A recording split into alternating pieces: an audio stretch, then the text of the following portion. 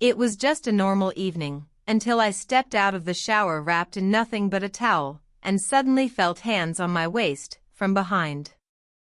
My heart stopped when I turned and saw my stepson standing there, his eyes saying more than his words ever had. Was it a mistake, or something deeper he'd been hiding all along? The air was thick with unspoken tension, and what followed twisted everything I thought I knew about my family. Stay with me, because this story is about to go where you least expect, full of secrets, temptation, and one shocking truth. It was just another quiet evening at home, the kind where the world outside feels miles away. The rain had started to fall gently, tapping against the bathroom window like a soft rhythm. I had just stepped out of a warm shower, wrapping myself in a towel, planning to slip into my pajamas and settle in for a peaceful night. But what happened next, I never could have expected. It wasn't something loud or dramatic, in fact, it was just a moment, but it changed everything. I was humming to myself, still lost in the calm of the steam-filled room, when I felt it, a hand on my waist. Firm. Close. And for a split second, I froze. My mind raced. Who else was home? I thought I was alone. My heart skipped a beat as I turned my head slightly, and that's when I saw him. My stepson. His expression was unreadable, somewhere between a joke and something more serious, and my towel fell suddenly too thin, too revealing. We had always had a casual relationship, respectful but never particularly close. He was quiet, thoughtful, and often kept to himself. But lately, there have been small changes. Little things. Lingering glances, longer conversations, moments that seemed innocent on the surface but carried an odd weight beneath. I'd brushed them off, thinking maybe I was imagining it. Maybe it was just the awkward stage of family life blending in new ways. But this moment was different. There was something in the way he held me, not aggressive, but not quite playful either. Just intentional. I stepped forward quickly, pulling away, trying to keep my voice steady as I asked, "What are you doing?" His eyes didn't leave mine, and for a second, it felt like time paused. The sound of the rain outside grew louder, filling the silence between us. "I thought you were someone else," he said, a half-smile tugging at his lips, but his voice didn't quite match the excuse. Something didn't feel right, and I wasn't sure if I was reading too much into it, or not enough. I turned away, pretending to straighten my towel, but my thoughts were spinning. Was this a misunderstanding? Or the beginning of something deeper that neither of us had the words to explain yet? I didn't know then that this moment would stay with me, and what followed would test everything I thought I knew about trust, family, and myself. I walked out of the bathroom, my towel still wrapped tight around me, heart thudding louder than the rain. The hallway felt colder than usual, or maybe it was just me, nervous, confused, trying to make sense of what had just happened. I glanced over my shoulder, but he was already gone, like nothing had happened at all. Just silence.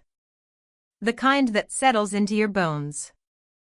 I went into my bedroom, shut the door gently, and leaned against it. My mind was spinning. Was it really a mistake? Was I overthinking it? We hadn't lived under the same roof for long, less than a year since I married his father. Our blended family was still adjusting, trying to figure out boundaries and roles. And to be honest, his dad traveled a lot for work, which meant we had more time around the house, just the two of us.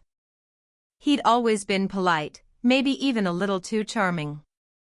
He'd offer to help around the house, check in on me when I wasn't feeling well, and he always noticed small things, like when I wore a new dress or changed my hair.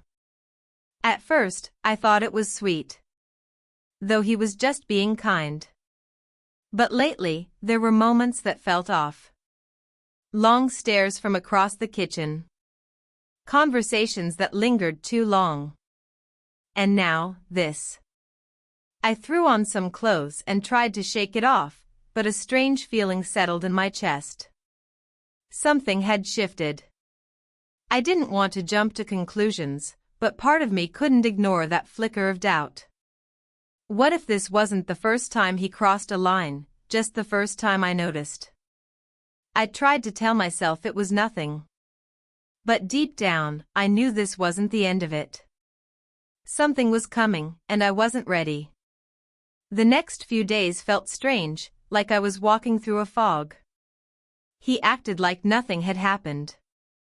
Smiled the same way, joked during dinner, even offered to help me with the groceries like he always did. But now, every little thing seemed to carry a second meaning. I kept questioning myself. Was I being paranoid? Was it just an innocent mistake?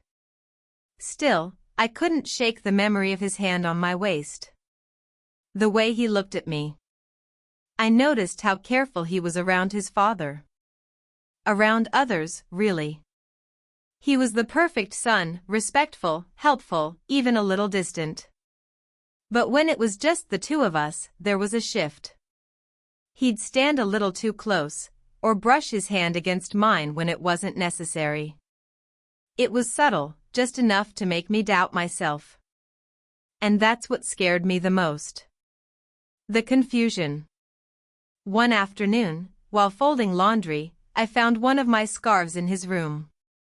A silky one I hadn't worn in weeks. I stared at it, unsure what to feel. Maybe he grabbed it by mistake. Maybe it got mixed in when I asked him to help with the laundry last week. But then again, why fold it neatly and keep it tucked in his drawer? That same night, I overheard him on the phone. He was in his room, the door cracked open slightly. I wasn't trying to listen, but a few words caught me off guard. He said my name. Quiet, almost careful. Then I laughed softly. She doesn't even know. My chest tightened. There was something more going on. Something just under the surface. And the worst part? I couldn't talk to anyone. If I was wrong, I'd create a rift in our family. But if I was right, then I had no idea what I was really dealing with. The tension in the house grew heavier with each passing day. I tried to go about things like normal, making dinner, keeping busy, pretending everything was fine. But I could feel his eyes on me. Always watching. It wasn't just in my head anymore. The little things were adding up. I started locking my bedroom door at night. I didn't tell anyone. I couldn't. His father had been gone for work all week, and I was counting down the days until he returned. But deep down, I wondered if that would even change anything. Then, one evening, something happened that made everything snap into focus. I was coming down the stairs after putting some towels away when I heard the floor creak behind me. I turned quickly, expecting to see him just walking by, maybe heading to the kitchen. But he was standing there. Still. Too close again. His face was calm, almost unreadable, but his eyes held something I hadn't seen before. Like he wasn't pretending anymore. I think we need to talk, he said, his voice low and steady. My mouth went dry. I didn't say anything, just stood there, trying to keep my breathing calm. He stepped closer, and I instinctively backed up until my hand touched the banister. I could hear the rain starting again outside, a slow, steady rhythm that made the silence between us louder. I know you felt it too, he added, and that's when my heart truly dropped. Whatever this was, it wasn't going away on its own. He wasn't going to let it fade. And I couldn't keep pretending I didn't see what was happening. But before I could respond, the front door creaked open. Keys.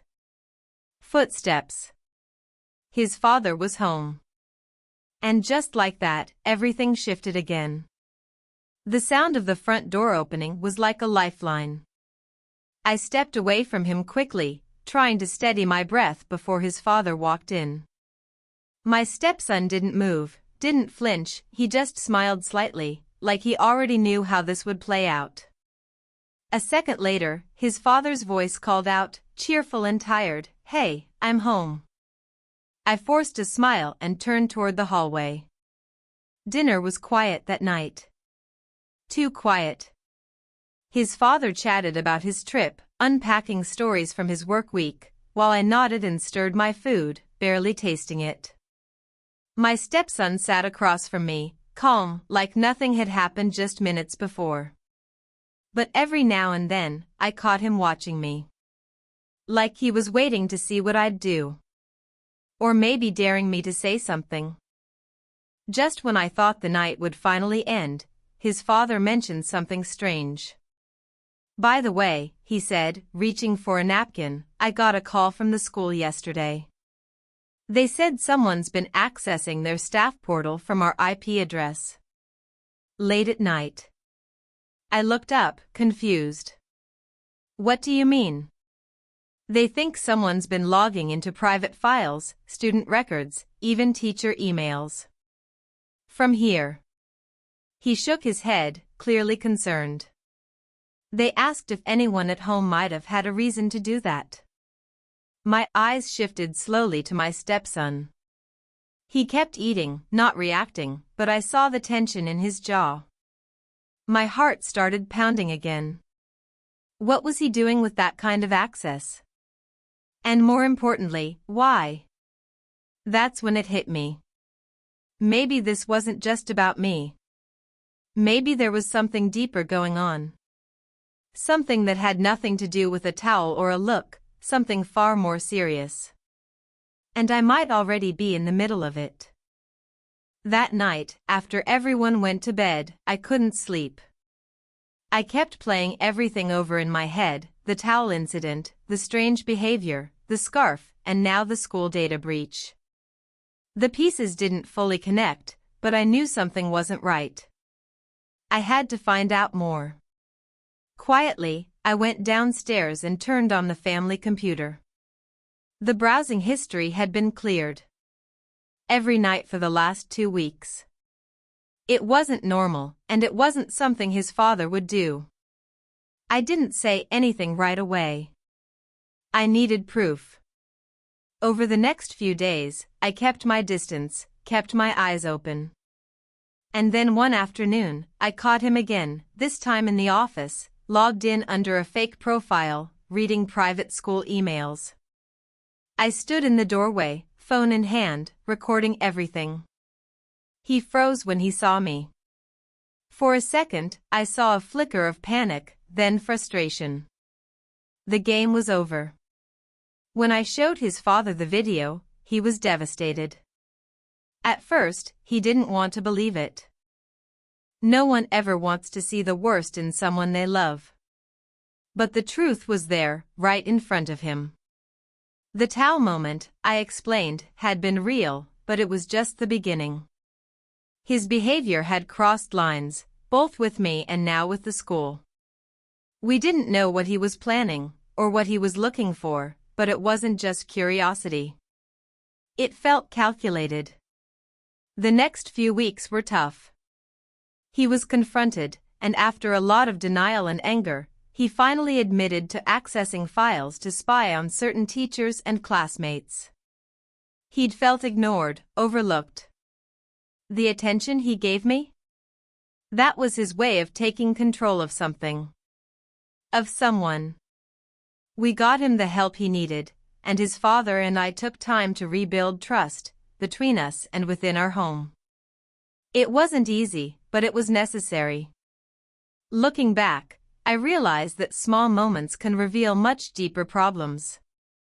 It started with a towel, but it ended with facing something none of us were ready for. And that changed everything.